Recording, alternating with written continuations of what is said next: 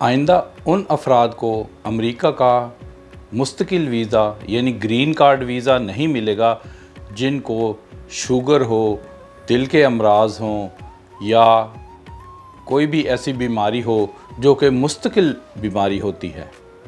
Immigration اور nationality کے قانون INA کے سیکشن 212 کے سب سیکشن A کے پیراگراف نمبر 4 میں یہ لکھا ہے کہ کوئی بھی شخص جس کے بارے میں یہ امکان ہو کہ وہ پبلک چارج کا باعث بنے گا، یعنی مستقبل میں اس بات کا امکان ہے کہ اس کی گزر بسر کا بوجھ امریکی حکومت پر، پبلک پر پڑے گا، تو ایسے شخص کو گرین کارڈ یعنی پرماننٹ ویزا دینے سے انکار کیا جا سکتا ہے۔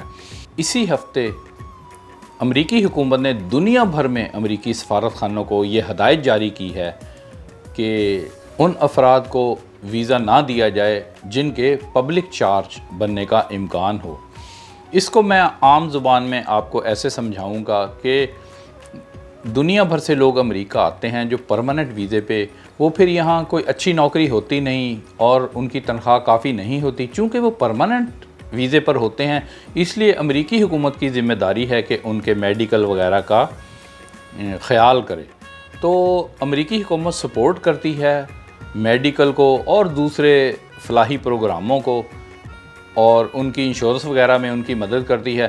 اس طرح وہ امریکی خزانے پر بوجھ بنتے ہیں، یعنی جو خزانہ پبلک کے ٹیکسوں سے بھرا گیا ہے، یعنی وہ اصل میں پبلک کے اوپر بوجھ بنتے ہیں، وہ پبلک کو چارج کر دیا جاتا ہے۔ لہٰذا اس بات کو مد نظر رکھتے ہوئے یہ قانون بنایا گیا کہ ایسے افراد کو مستقل ویزا نہ دیا جائے جو کہ مستقل بیماریوں کے حامل ہیں۔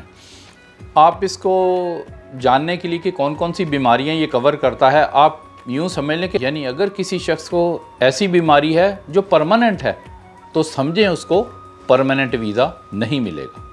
یہ قانون صرف مستقل ویزا والوں کے لیے ہے، وزٹ ویزا، بزنس ویزا اور دوسرے ویزوں کے لیے یہ قانون نہیں ہے، کیونکہ امریکی حکومت ان کے میڈیکل کی ذمہ دار نہیں ہے۔ میں ہوں امریکہ سے احمد فراز راؤ۔ ہم آپ کے لیے لاتے ہیں مختصر مگر دلچسپ معلوماتی ویڈیوز۔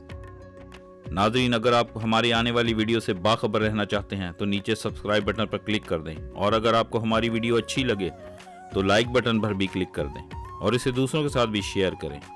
شکریہ۔